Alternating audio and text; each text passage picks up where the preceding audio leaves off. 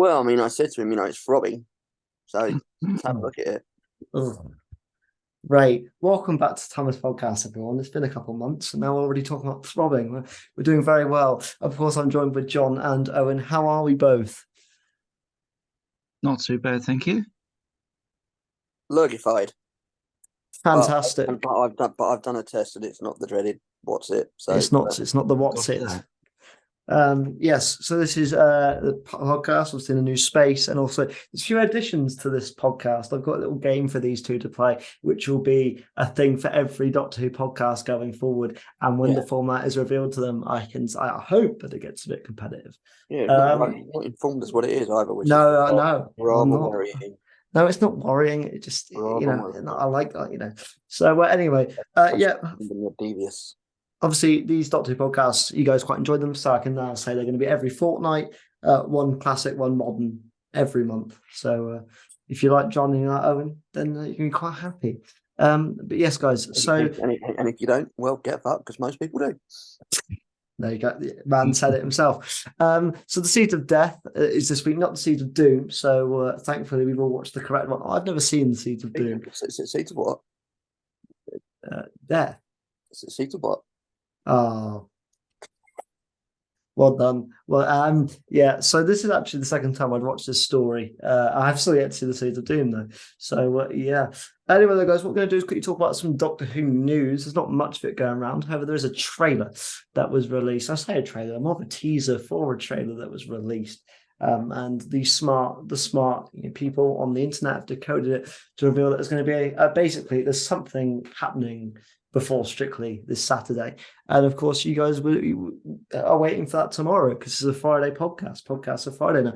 So, lads, do we think this is just another trailer, or do you think this might be like a dates trailer, or what are we thinking it might be here?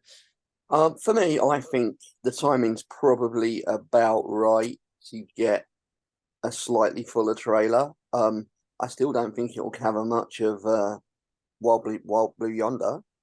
But because I think that's one they're clearly keeping very much under wraps, potentially with good reason. There's some secrets they're clearly trying to keep. But yeah, I think it's potentially a longer trailer. We could also get confirmation of dates. It's not too soon for that. Obviously, the 60th is going to be event TV. So when you get event TV, you tend to know when it's going to be quite a bit in advance. We wouldn't necessarily get timings, but we could certainly get confirmation of dates. Yeah, I also agree. I think it's the right time to. It's going to be quite interesting. I mean, I'll probably be in bed by then because I've got to be up for the Japan Grand Prix. So I might stay up just to watch the trailer and then go to sleep because I've got to be up at 4 a.m. the next morning. So boy loves them brum brums. Yeah, I do, and you got very very dedicated to this. So yeah, it's gonna be a fun weekend. Waking up 4 a.m. Friday morning, Saturday morning, and then 4 a.m. Sunday morning this weekend. So that's really fun. Almost like being a wrestling fan. Yeah, it's a little bit. Yeah, it's like when they did. Have you ever had it where there's been like wrestling until 4 a.m. and then you'd had a race straight afterwards, and you just yeah. It was. I think it was Mania. I think it was Mania and went to the Australian Grand Prix. So it was literally like, I think it was like a Mania. It was definitely Sunday. It was the Saturday for night one of Mania. I remember I had to watch the Kevin Owen Sami Zayn Uso match and quickly go into the front room and put on the skybox and watch Formula One. I didn't really get any sleep break. But were you worried there'd be an overlap? There was an overlap. Were you sitting there like? Were you sitting there like, come on, this match has got to finish in the next 10 minutes, otherwise I'm going to miss the flag. Well, there was an overlap, but the thing is that if you guys watched it, you guys would know that me and John very much enjoyed the first night of Mania, especially. So I was very invested in the match at play, so I sort of wasn't too bothered about having to be in a bit of a delay. Obviously, if it was night two and it ended how it did, then I might have been a bit more peed off. But night one was certainly worth it. But anyway, guys, we obviously as well things that have come out in the Doctor Who world. Obviously, there was a bit of a fun thing in Doctor Who magazine recently with Rossi Davis becoming an ex-user for a bit. I particularly find that quite funny, and I like the fact that some people on X, I would say it's some people, it's not everyone, of course, got annoyed that he was mimicking them. And I think that's exactly why he did it. So kudos to that man. Yeah. Congratulations, people. You like in the space of 30 seconds with your reaction, you absolutely proved his point. You've indicated the reason to do it. I like the fact I love the thing about by erasing Jodie, by not talking about her, erase them, but by bringing them back. I mean, I love that because that's possibly the one of the silliest Doctor Who conversations on the internet about the whole erasing the previous era thing. Because surprise, everyone, it kind of happens as soon as it's not erasing, but you kind of move on as the nature of Doctor Who. So it's kind of this isn't the first time it's happened. So and that's coming from a Jodie fan. It's regeneration is something that happens. They're keeping the TARDIS exterior. I get that some people want them to keep more.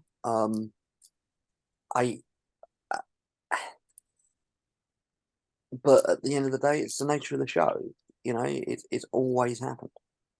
Always happened. Particularly with a changing showrunner, you get something come in, you get a completely new broom.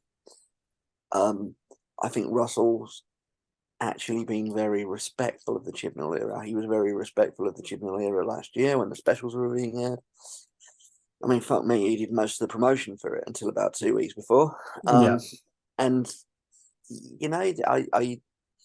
I understand people being upset, but I do think that there is a very bizarre resistance to change, which has manifested itself in sort of quite an ugly need to sort of reach and take the worst possible interpretation of every single little thing. Like every single little thing is suddenly a slight. Oh yeah, absolutely. And I think it's stupid. I mean, I think the annoying thing is that of course there are a lot of internet users that are in the middle here, but there are some people on one side and some people on the other, and they just keep combating at each other. And there's kind of no reason to, because we can all have opinions. And also, you like people that get annoyed at Russell for doing his job, I find baffling as well. When they're like, why? Like when Jodie had left and they were instantly promoting the new stuff. People got annoyed. I don't really get it. People were like, we could have. They should have complaining about Doctor Who magazine that David Tennant was appearing on it all the time. Well, I mean, he's now the current Doctor again, so Yeah, I can't please everyone. I was actually very annoyed that David Tennant wasn't on the cover of this month's Doctor Who magazine. How dare they? And I was disgusted to see it was Kieran Hyman. Until I pulled my magnifier out and saw it was Bonnie Langford, and then I was like, all right. Kieran Hyman is the Doctor. Oh, I think I'd switch off. I can't lie. I think that would be me done with the show. An Australian Doctor. No, thank you. There you go. There's your next Twitter or X controversy right there. Kingdom's anti-Australian Doctor views. You wait till someone like Josh Snares gets hold of that, mate. Josh will understand. Ginger Doctor. Josh, no, I don't mind a ginger doctor at all. Josh will understand. It's Kieran. If Kieran was the first Australian Doctor, they would never do another one. That's all I'd say. They'd never go again. Who would you have as the first Australian Doctor then? If you was can I pick anyone? Yeah, like fantasy casting, and so yeah, you want Chris Hemsworth, you can have Chris Hemsworth. I'll go Margot Robbie. Why not? That'd be fun for a few years. Yeah, because she's not got any other irons in the fire. What Chris Hemsworth would be fun. I love Doctor Who, but yeah, at the moment, I guess that could possibly be considered a little bit of a step down. Really? The biggest selling movie in the world, which does actually feature the next Doctor, but not as its main star, yeah, and producer. Yeah, Exactly. Yeah. Oh, yeah, that's actually not a bad shout. I don't mind that. I would go for Guy Pearce.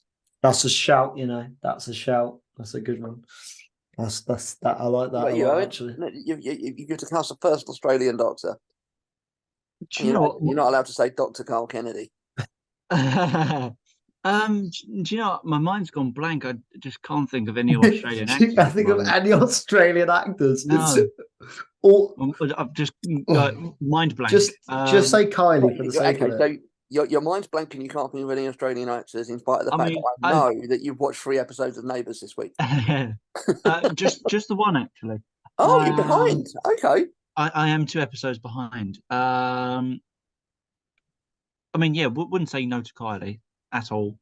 I mean, that would be.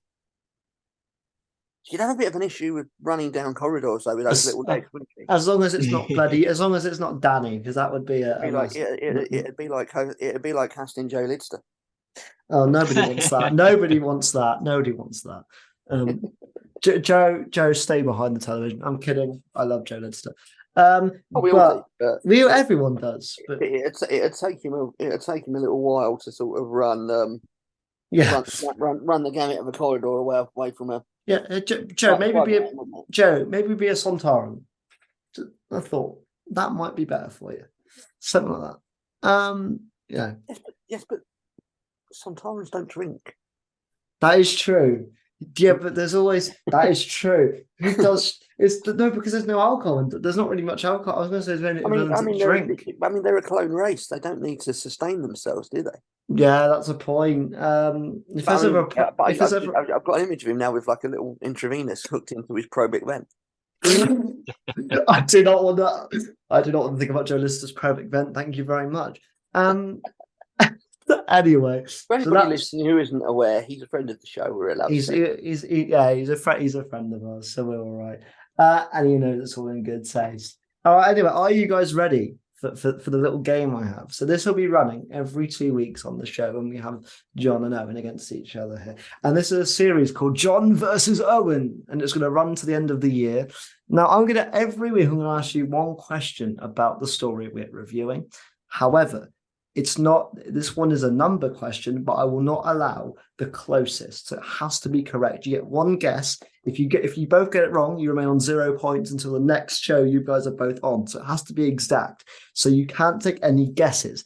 The winner. You can guess. You might be lucky. But... Yeah, the winner of this, right, will get the loser having to say nice things about them for an entire minute on the show. So we know that. I've got no problem with that. That's lovely. Yeah, but if it is it? Oh, well, I thought I was. Yeah, it's not like I've got to say nice things about you. That is true. Well, anyway, you get an entire minute dedicated to yourself on the show from the loser. So, I didn't know if this was easy or difficult going in. So, if it's too easy, what are we doing? We taking in turns or shouting out? You are shouting out will be a good thing, and I'll do my very. What number serial is this in Doctor Who? So, like, if Unearthly Child is 1, what number serial is this story we're about to review? Again, you have to get it on the spot.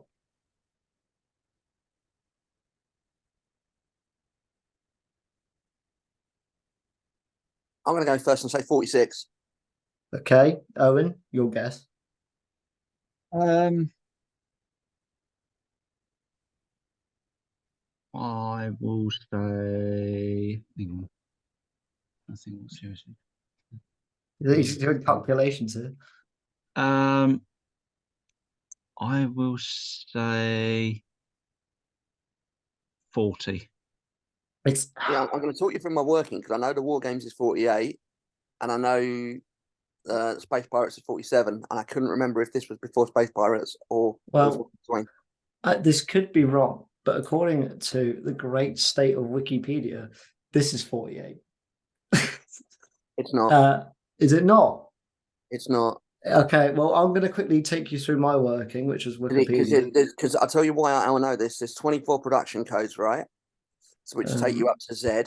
Yep. I know for a fact the War Games is double Z, which means the War Games will be 48. They may be counting Mission from the Unknown. They shouldn't be, because that's a separate, that's basically a part of Master Plan. Okay, they were counting Mission And to they the may have Unknown. added another one in somewhere. Okay, so they were counting Mission to the Unknown. So from my calculations, I could be wrong. Apparently, there is 8 in the first season. Then it goes up to 17. Then it goes up to then War Machines is 27. Have you got the production codes in front of you? So War Machines would be BB. Then apparently the production codes for this story was XX. So apparently it's 48, but it wouldn't make it 48 because they're skipping 2 letters. Okay, well then I'll give you the point on the fact that you know the production codes and the fact that Wikipedia is dumb. But yeah, so there we go. Although I thought it was quite a good. I thought it was quite a good question. And that is a good question. But it did get me thinking, because I know it's a very late Troughton, and I know what the last 2 are, but I was sitting there going, like, it's not something like the Crotons in between or something like that, you know? Yeah. I will. Okay. I will give that to you. By the way, there's no point you doing any more production codes and stuff research next time, because it won't be the same type of question. So that does lead in this series. From my answer to that question, does it sound like I need to do production code research? I was more talking for Owen here, bless him. See, I'm not really that good at production codes. I usually leave that to John when we're on the same team at the Quiz of Wrestle on. Yeah, the reason being that I had a book which I actually bought about a month before Owen was born. What, 1950?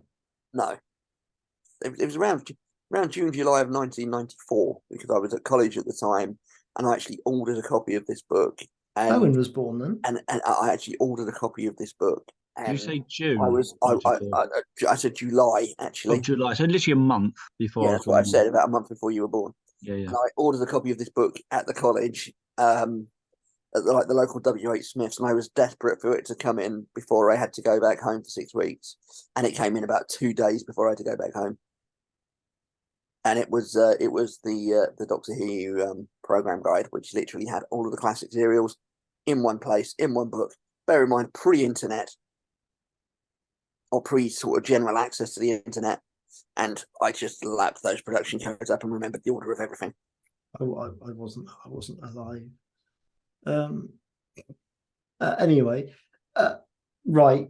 So now we're going to go into the episode, and I know that John used to do his old breakdown thing, but I thought this is the new era, and I want to give the lad a poor break, because every time I'd make him trundle through the story. So instead, I'm going to give you guys some information about the story, and Owen, you might know this since you were alive during broadcast. But if you were around, like Owen, it would have been on the 25th of January to the 1st of March in 1969. It was directed by Michael Ferguson as well, this story. And of course, it was written by Brian Hales, who was obviously a big part of the crew at this point, a lot of the stories during this era. Michael Ferguson directed a couple of very good stories. Yeah. He only passed away quite recently, didn't he? Did he? I think so. Yep. And of course, the synopsis for this is the TARDIS lands in a space museum on Earth in the late 21st century, where the Second Doctor and co learn the contact has been lost between Earth and the Moon. In this era, instant travel, known as TMAT, has revolutionized the Earth. Its people have lost interest in space travel. The Doctor and his companions travel to the Moon in an old-style rocket and reach the Moon base. Control center for TMAT, to only find the Ice Warriors have commandeered the base and plan to use TMAT network for their own advantage. I think that's a very good way of explaining the story, actually. Now, of course, you will know that we have been very lucky to do a couple of Patrick Troughton on the show. I think before John and Owen were on the show, we did the Ice Warriors back in the day. We also recently did the Invasion, which was only a couple stories before this as well. So we've done quite well. And lads, I had seen this before. I say it's very rare. I've seen a large handful of classic stories. I watched this on the Horror Channel. Do you remember that? I think it must have been like 2017, 18 when they were doing that. Yeah, Mhm.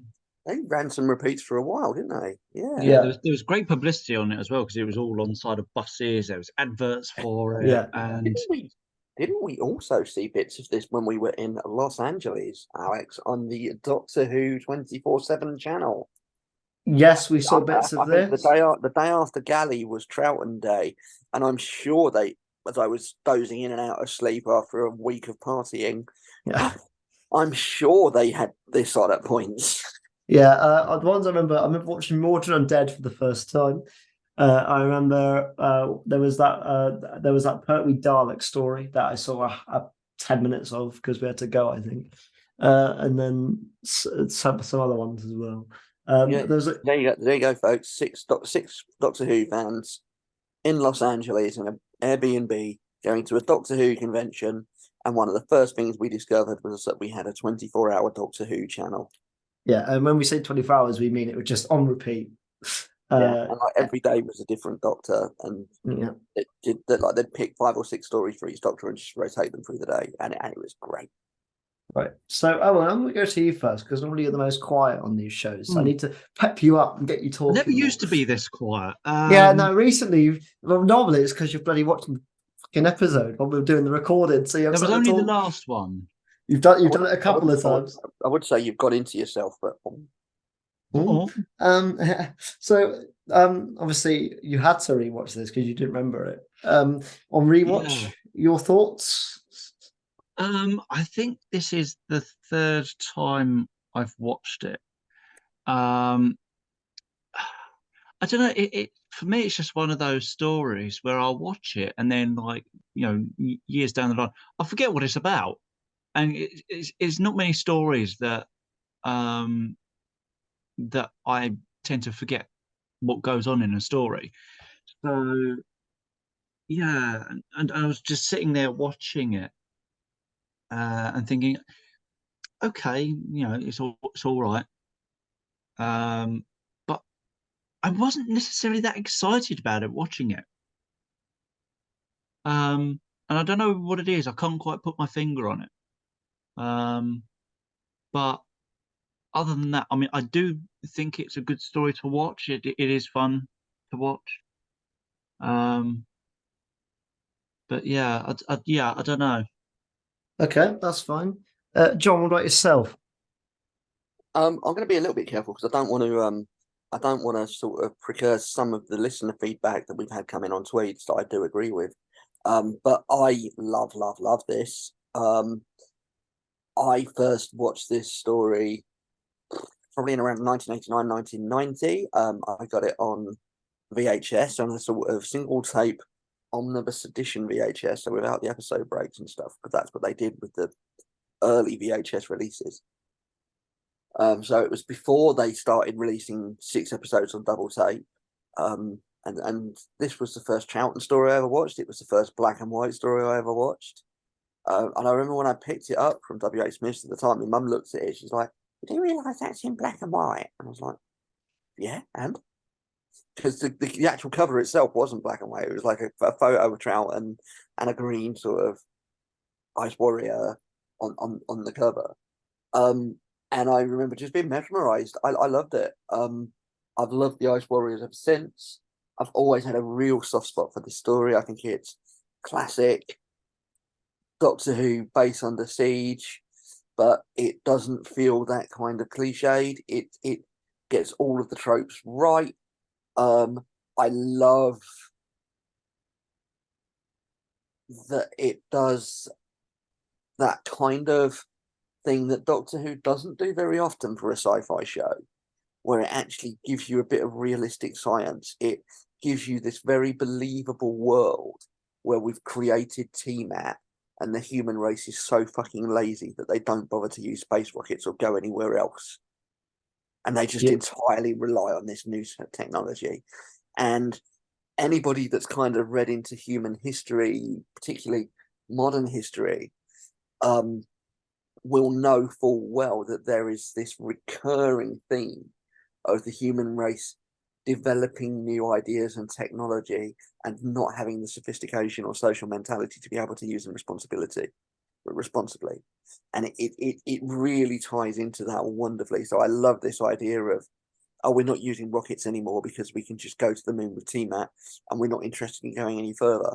Because guess what? Up until about 10 years ago, that's exactly what we fucking did. We went to the moon and then we stopped. And it's only now that we're starting to send probes out to places like Mars and the sort of outer reaches to try and see if there's any further we can go. It was almost like, oh yeah, we ticked that box. And you know, who does that? Like, if you had a mountain range and there was like a mountain that was that high, and then there was another mountain that was 10 times higher, you wouldn't just stop at the first one and go, oh yeah, done that, fair enough. And yet, with things like space exploration, it's exactly what we've done. And you know, the way that Doctor Who predicted that before we'd even landed on the fucking moon is brilliant.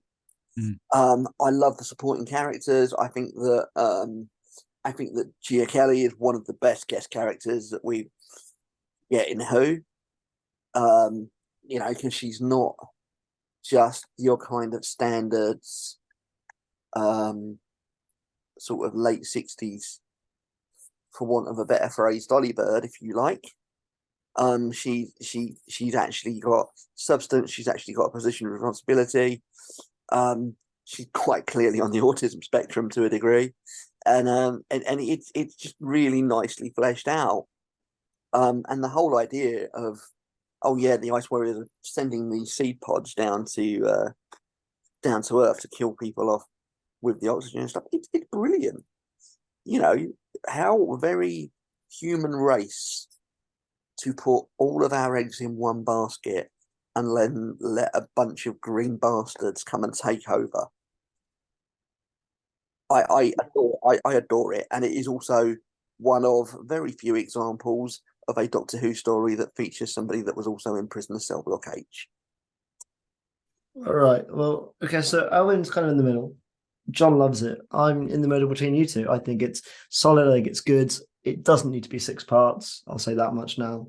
I think that's probably my biggest issue with it. There are parts where literally nothing happens, and it's obviously, I know the going to phrase with Doctor Who is running down corridors. There is literally at least 20 minutes of just running down corridors you could take away from this. But I'll go on to the good stuff first. Like John said, I grant you that the first 3 parts could be condensed to 2, but I think it justifies. I think it justifies 5 parts. I think the last 3 parts are brilliant. Like you said, though, John, I do think the guest cast in this is really strong.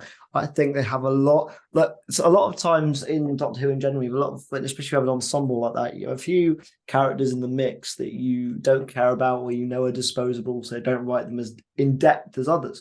But I think in this story, even the ones that do get taken away, actually do have a lot of depth to them. I think every character has a purpose to be there. I like the argument. So, like what you said about the whole human race being lazy and that being a part of the story. Also, I want to give a huge shout out to the direction in this. I think the direction's, for lack of a better term, very modern. Some of the camera techniques that are used, they display. The only time I think it didn't work was when they were like displaying things in the museum and the tiles at the beginning. But apart from that, like all of the POV shots of the Ice Warriors in the first part before you realize they're Ice Warriors, really smart. You have a lot of like interesting shots of like the spaceship and all that kind of thing. Really well done. I really think the camera movement in this is actually fantastic. There's I think it's one of the stronger Ice parts. Warrior gun effect where it literally sort of scrunches the picture, doesn't it? Yeah. Brilliant. Yeah. So, something that I did And like that's is what's that throbbing. It's the picture when the Ice Warriors shoot their guns. the thing that I liked about the first episode is that you don't actually know who they're up against, because all you can see is the point of view of the Ice Warrior. And then until right up at the very end, and then suddenly you see the Ice Lord and the Ice Warriors. It's like, oh my god, it's the Ice Lord. So obviously back in 1969, kids would have been watching, it's like, oh my god, they're back, and I suppose it would have been like that for years later with Earthshot, and the title doesn't give anything away up until right at the very end of the first episode, and now you know who you're up against, which is Yeah. great. It's Yeah, not. It's not like so many classic stories where the title is of the Daleks or something something of like the that. Dalek, and Yeah. then your big reveal at the end of episode 1 is "fuck me, it's a Dalek." Yeah, no, this is really good. I also it reminds me how good the Ice Warriors are, because I genuinely think that the Ice Warriors are probably the most misused villain in the new series. Like, twice they've appeared and twice I've not really cared. I know a lot of people like Cold War, some people like Empress of Mars. I don't like either of them. So, and I How did you find love. Empress? I struggled with Cold War because it didn't feel like, without going over old ground, it was kind of like the Legend of the Sea Devils thing, where it didn't actually feel like Ice Warriors. I think it Yeah. lost the feel of Ice Warriors, and for me, Legend of the Sea Devils didn't feel like Sea Devils. It can be any generic alien. Yeah. So yeah, I really love the Ice Warriors, and especially in the black and white era. I know they do reappear on Paladin, but in a different kind of capacity. I do think this episode is also stronger than the Ice Warriors as well, even though I like that one as well. I think this one is stronger. I think the side characters are stronger. I think Definitely. I like also, this is my, again, I'm a big fan of the character, but I like how Zoe's actually written in this one. The fact this is like a futuristic story actually allows her to take more of a charge than Jamie, which is really nice, because a lot of the time the female companion in the Troughton era does have to take the back seat, because it's only the Doctor and Jamie plus whoever is the companion. Whereas in this one, Zoe's actually more the main companion. I mean, yes, there are scenes where Jamie awkwardly fights an Ice Warrior, which by modern standards is quite hilarious to watch. But overall, I really like the writing here. I think it's actually quite modern. I think it gives her a lot to do. They do that a few times with Zoe. It happens in the Crotons as well, where Zoe actually takes very much the lead as the main companion, and that's, although I know it's not a view that everybody agrees with. That's why for me, the season 6 with Zoe, I always prefer to season 5 with Victoria, because I think she's a more complex character. She's more individual. Yeah. I agree. I also think as well, he took an interesting punt in this, kind of the Doctor absent from episode 4. Is that where he said she gets taken out at the beginning? He's not really in that episode a lot as well. And I think there are a few times they do that in Doctor Who. It doesn't work. I think here it's effective because you do have that compelling side cast who can carry the weight. I think it's really cool. But to be fair, like season 6 was what, a 44 episode season. Yeah. Patrick Troughton did have 2 families to go on holiday with. Oh no.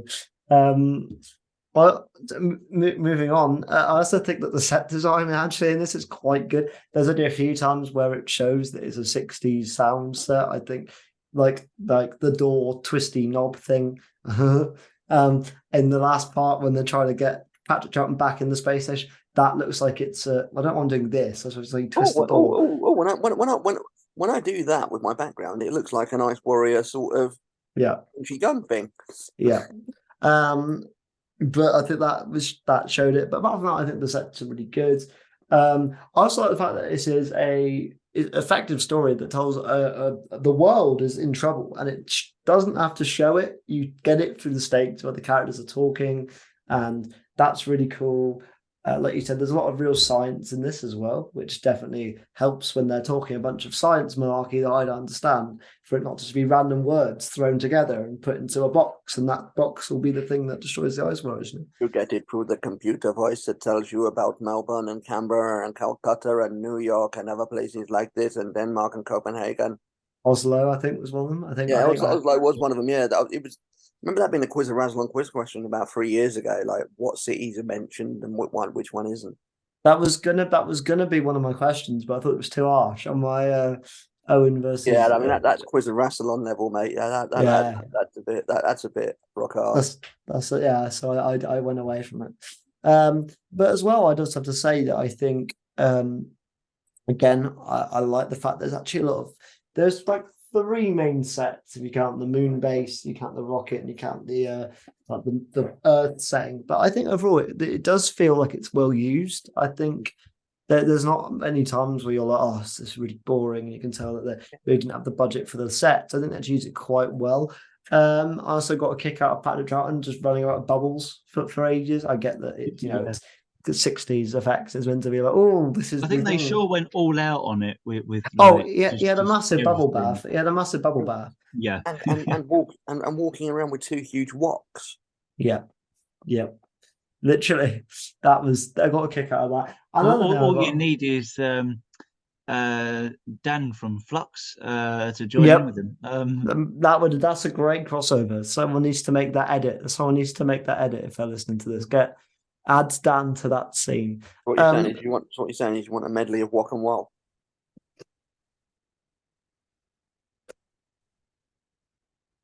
Alex doesn't get it, even though he did a drunk watch. No. I get what you're doing. I know exactly what it's from.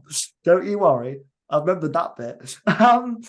But yeah, you've lost me now. I was also going to say as well, one of my favourite story elements of this. Like, I'm not holding it against the episode, but I just find it funny. Is when they're like, "Oh no, we can't just use the TARDIS to go to the moon. It's too close." Why not? There's always flimsy excuses in Doctor Who stories, but that would just make me chuckle. I was thinking, really? Really? But anyway, that was one of those things I just kind of laughed off and went, "Haha, that's rather convenient, isn't it?" Oh yeah. It's like the sonic screwdriver, it can open doors until it can't.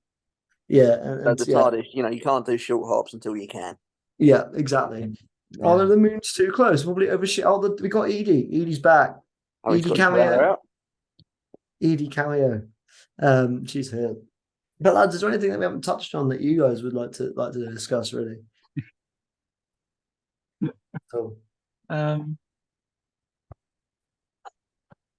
other thing, I know I talked about Louise Pajo as Gia Kelly, but I think also I think Fewsham is a fascinating character. Morally all over the place, seems to flip from side to side all the way, and then finally comes good and gets killed. Just another example of a brilliant side character in this. Yeah, I think it was one of those things. And the music's quality too. Yeah, Fewsham's one of those characters that I think works well because he's one of those people you actually don't know what side he's on because he keeps slipping back and forth, and that's actually quite smart writing because you're not sat there going, "Oh, it's obviously going to come good in the end," even though he does, because he keeps slipping back and forth. You actually don't know which side he's on. So when it happens at the end, although it's a bit confusing, it does kind of feel earned within the story, I suppose. And you do sit there and you go, "Do you know what? That was actually a well written character." The music's fantastic. It always is. The one thing I do kind of miss about, I know you couldn't do it these days, so it's too slow, but I like the fact that in these 60s episodes you do get like the title cards that pop up, so it's like the Seeds of Death, and you get that music motif every episode.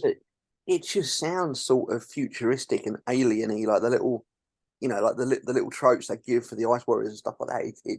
It's almost like a kind of futuristic sort of little jungle drum, isn't it? Like doop doop doop doop doop doop. It's just, quality.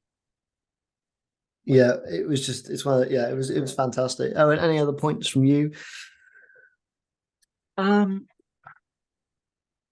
I was watching it last night, my dad was still in the room, so he watched a couple of episodes with me. And when it first started, he's like, "I recognise that bloke from somewhere." And I was like, "Well, yeah, he played Joe Sugden in Emmerdale, and it's Fraser Hines." But I mean, I'm not sure if my dad watched 60s Who. I know he said he used to watch John Pertwee and Tom Baker. So I'm not sure if he actually had a knowledge that Fraser Hines was in Doctor Who. There was someone else he recognised as well. I'm not sure if he was I think he was one of the guest stars in it, and I was like, "Oh, I recognise him from something." Might have been Commander Radner. I think the guy that played Commander Radner was quite big. Was quite well known. Yeah. I'll look that up actually. All right then, lads. Well, shall we get on to scores on the doors? Like I always do with these old reviews, I'm not going to say what we gave it until afterwards, but I can tell you that this episode came 150 6th on our list of all Doctor Who. So very much in the middle when all of us reviewed them together. It got an average of 6.5. I mean, there's clearly some people there that were dragging my score down. Would you like to know the other people's scores? Yeah, so obviously you gave it a 9. Adam gave it an 8. Reese gave it a 4. Fuck him. Beef gave it a 5. Fuck him, so. Elijah gave it a 6.5. I can't say that one. Connor gave it a 5. Fuck him and all. And that was all the negative ones. Richard gave it a 7. Yeah, it's Ronald Lee Hunt as Commander Radner. He's been in loads of stuff. Right, so John, what are you going to give the Seeds of Death? It's probably a 9.5, to be honest. It is. It is probably a 9.5. It's not quite up there for a 10 because I do agree that there's a little bit of corridor running that you could do without, and it's rare for me to say that about classic Who, that actually it could lose a few minutes, but it's about as close as you can get. It's one of the standouts from a season that is actually a pretty strong season. It's weird. Season 6, they're either really good at the stinkers. So you got stuff that you got stuff like the Dominators and the Crotons, but at the same time you got the Mind Robber, you got this, you got the Invasion, you got the War Games. So it's 9.5 from me. So as close to a 10 as you can get. I don't think I gave it a 9.5 when we did the poll because I wasn't doing half points because that's for wankers.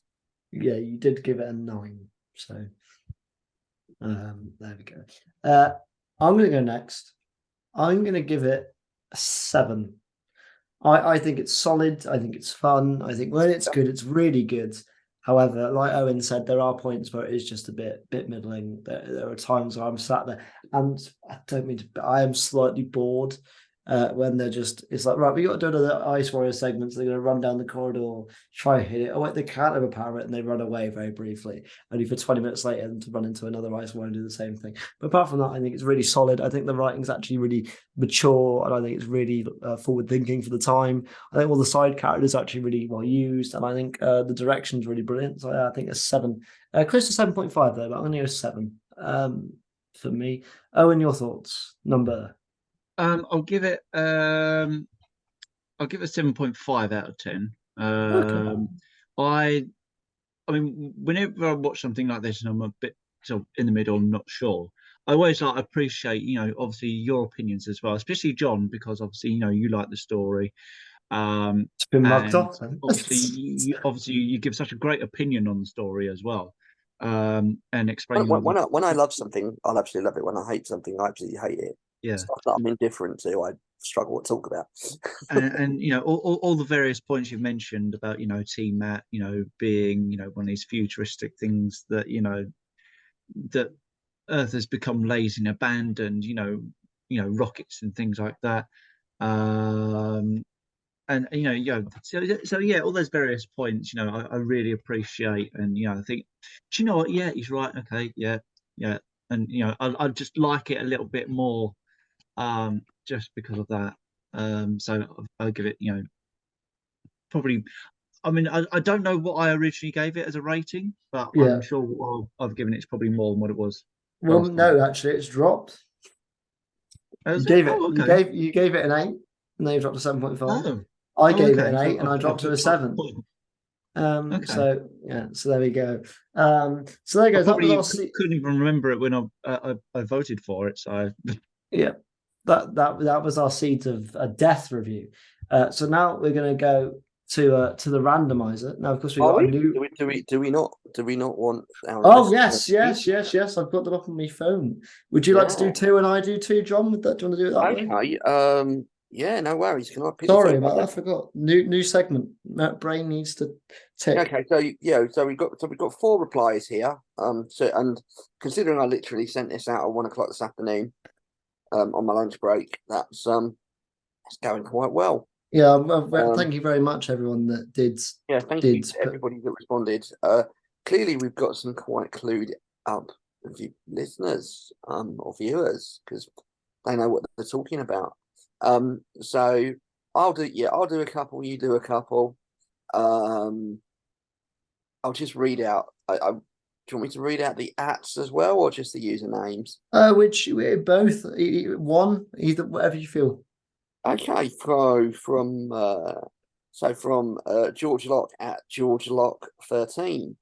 We've got the story's idea of the obsolescence of space exploration is lovely, giving some scenes a sense of melancholy and interesting coming out at the time of the moon landings. Hardly the first to make that observation. The Ice Lords and T-Mat booths are cool visual designs. The former in particular getting the silhouette of Darth Vader a decade ahead of time. It's great. However, I otherwise found it fairly unremarkable on my to-date only viewing. Charlton in particular seems a bit of autopilot. I'm willing to be persuaded. I'm missing out though. So I think that's a fair. I think that's a fair view. Yep. And we'll also go for name cannot be blank from at certified K9 Stan, and you can tell they're a certified K9 Stan because their profile picture is literally K9. I've watched it once and remember hating it because the Ice Warriors annoyed me with the constant breathing. It is valid if you don't like that part. Which is again, it's fair because having after rewatching it today, and then but after reading that tweet, there was a lot of and it's like fucking Invasion of the Phil Mitchells. This is from James H or FitGeek_UK. It's illogical, impossible, has a timeline that would baffle Hawkins and seemingly ignores a ton of previous Troughton continuity, and I absolutely adore it. Definitely top 5 Comfort Who stories and a tribute to base Under Siege stories with an added sense of humor. Well, that's, I think that's possibly the most positive one we've got so far. Top 5 Comfort Who's. Do you know what? I think it's a credit to anyone that could put a 6-parter in their Comfort Who. Like, I'll be honest, mate. If you ask me to name my top 5 Comfort Doctor Who stories, 3 of them are probably going to be 6 parts or more. Because, like, if you're talking comfort, you're talking you want to sit there for 2 or 3 hours. That is true. That is true. And our last one is from Bexhill Bookworm or at Karen KTS11. I love it. I particularly like the Ice Warriors as the villain. The corridor running can get a bit repetitive, but other than that, I think it's a great story. So basically, they agree with us, which is fantastic. It's always good. It's hooray for echo chambers. Yes, absolutely. Thank you everyone that put your reviews in. Obviously, when we're back in a couple of weeks' time, we will get you to do it again. But what story will that be for? We might put a shout out a little bit sooner than 6 Yeah. hours before recording next time. Although doing it 6 hours before recording had led to the most responses that we've ever had from listeners in response to a story. So yeah, it's massively appreciated. Right, so we've got the randomizer on. Obviously, it's a new series episode, and also I have got rid of David Tennant episodes because it's not Dr. Mysterio, by the way. That's how the site loads. It always loads up with one as you join it. Got rid of David Tennant episodes because we did a David one last time. We did one, so God, is this David Tennant erasure? Yeah, exactly. Oh no. It's not like you'll have a lot of you'll have a lot of people that were 14-year-old girls 15 years ago chasing after you. Yeah, which crazy. which I'm sure you won't mind actually. But 14-year-old girls with 50. Oh, maybe it'd be about 29 now. You wouldn't mind that, would you? Oh no, actually, no, I wouldn't. No. There you go. Anyway, so everyone else is up for play. Even Jodie. I can't unfortunately get rid of some Jodie stories. So if it is a flux one, we'll just go for a second. Or if we've done it before, we'll go for a second trumpet the bit. But yeah, guys, any story you're particularly feeling? I always ask this question. I know it could literally, there's like 100. It could over 100. It could be, but I mean, my go-to answer would be Vincent, but we've already done it. I would love to do Father's Day. I've always wanted to do a review on Father's Day. Owen, yourself? I've got so much to say about it. I'm not sure really. Love that one. I think because how many Doctors is it? All new series except Tennant? Did you say? All new series except Tennant. Anything from 9, 11, 12, 12, or 13. 13. Should not have paused at that point. Sorry. Anything from 9, 12, 11, or 13. There you go. That sounds better. Okay. I don't know. I think we deserve another Capaldi. I don't think we've had a Capaldi for a while. Let's find out. We did which is familiar quite recently. It's the Crimson Aura. Oh, nice. So there we go. The Crimson Aura. I don't think we've done a Matt one since Vincent either, and I think that was a long time ago as well. So there we go. The Crimson Aura is our and without precursing my views, I'm looking forward to that. Yeah, I haven't seen it in very long actually, but I think it was my third or fourth ever Doctor Who episode. I think it was like third or fourth in that series, wasn't it? Yeah, it's well, as I say, I won't precurse what I'll say about it in a couple of weeks, but I'm looking forward to that. Yep. And also, before we finish this episode, I want to quickly just talk about the new format. So yes, these episodes are out on Fridays now. However, I know what you're thinking. Doctor Who might be out on Saturday. Well, if in the event there is a new Doctor Who episode, the podcast will be moved to Saturday for those weeks. So if there's a new episode, they won't be coming up Friday. It'll be coming up the day of the release. Saturday, we'll be record them just after we watch them, and it'll be that way of doing things. As Owen is having a massive cuddle. If that's practical. Yeah, we could be watching it in various situations on Saturday evenings. Well, there will always where immediate recording isn't necessarily practical. Well, no matter what, I will be here uploading a review on Saturday, mainly because I only watch Doctor Who in my house. So I'll be all right. Luckily, to get a review up for you guys, and hopefully beat Barry's. I'm not making that joke again. I've already beaten that joke like a dead horse. So yeah, anyway, we always ask this question. Hopefully he's memorized something. Owen, who shot? What are we suggesting this week? What? Good point. We've got a signing coming up on the 30th. So we've got Paul Jericho signing season 20 box sets. We did advertise that we've got Isla Blair for a signing. So I think whoever's pre-ordered already, we're basically going to get signed by her, but unfortunately she can't make the event. So it looks like just Paul Jericho for the moment, but we may add a surprise guest last minute. It's you. Go down to the Who Shop, get your Owen's. Get your Owen Luckhurst. It might be Edie. Edie is fantastic. Edie will do poor autographs. Following her cameo in episode 4 of Arc of Infinity. I've not seen it, so I don't know. There's literally a little dog. Oh, is there? Oh, how cute. Yes, so there we go. Go down to the shop for your signings. Go meet Owen as well. Say hello to Owen. He's lovely. He doesn't bite, unlike Edie. No, Edie doesn't bite either, to my knowledge. Well, she's been biting me this evening. But it's because you're a knob. Edie doesn't bite to my knowledge, but she's literally been fucking doing it on camera for the last hour. but she seems to be on one tonight. No, bless her. And John, and normally I don't ask this, any recommendations from you? They can be anything. It could be a food. Recommendations from me.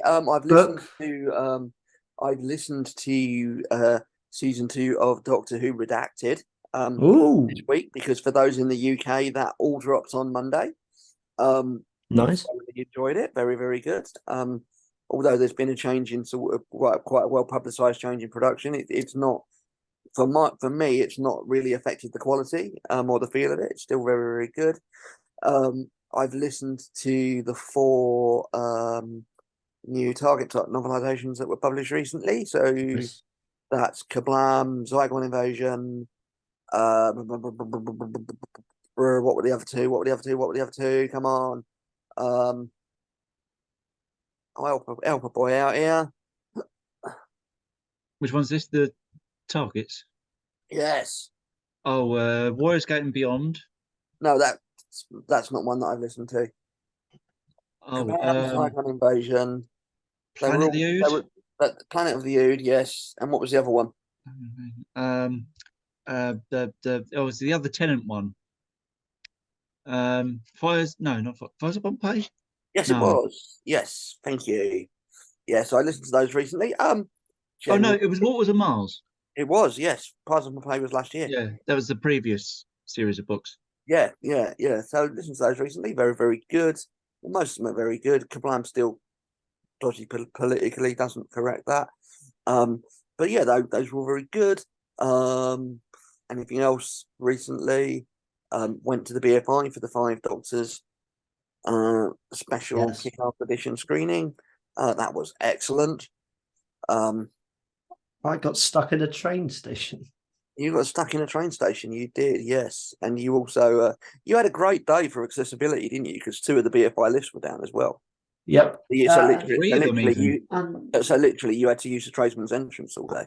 And Bond Street Station was closed when we were coming in as well, so we had to. But you did. I mean, I would admit you seemed quite okay with it. You seemed quite happy using the tradesman's entrance all day. Oh, I had a great time. I think even though I didn't get too drunk, I think it was the most drunk I've been at a BFI event. I don't tend to get too drunk at those events, but I let myself. You even you even made the mistake of accepting a call from your mother in front of me and Beef.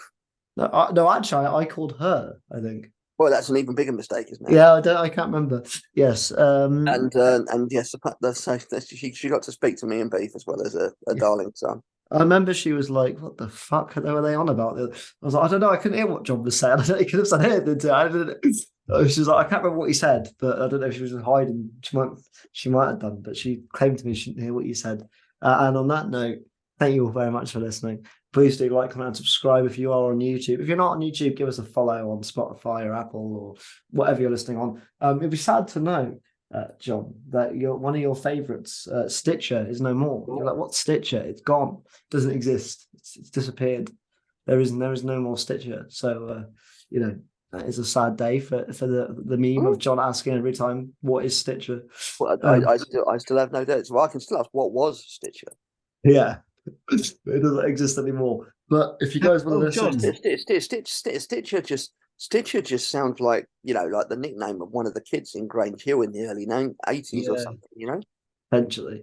And join us potentially next week, but if not next week, the week after for the Crimson Horror.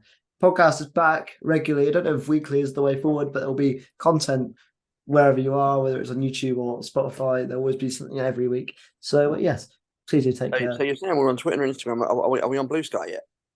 What the hell's that? Oh, it's brilliant. It's like exclusive. It's like exclusive Twitter where when you're elite you can join. Oh, so I was thinking. Basically everybody that's on Blue Sky every couple of weeks they'll get sent a couple of codes that they can help people join with. Oh, well, I was thinking of Blue Sky Animation, like the folks that made Ice Age. Like, what's this Blue Sky? I don't think it's got anything to do with them. Anyway, it's also got nothing to do with Mr. Blue Sky by the Electric Light. If you are on Blue Sky, let us know. Follow me at just John Boy Cook on Blue Sky. There we go. Follow John. Me and Owen don't know what it is, so we're clearly not on it. Well, you might be able to join in a few weeks if I get some codes. But by the next podcast, time I did the podcast, it is an elite system for elite people. Potentially, in a couple of weeks' time, I'll be on Blue Sky, and then I'll be like, I know what it is now. I'm only giving you a code if you use it for the podcast. I'm not going to give it to you personally. Oh yeah, I'll do it for the podcast. Why not? I need to use the podcast socials more anyway. So yeah. Anyway, guys. On that note, please do take care, and we'll see you guys all soon. Goodbye. Good night. God bless. Don't have nightmares. Do sleep well. You used to give me roses. I wish you could again. But that was on the outside. And things were different then.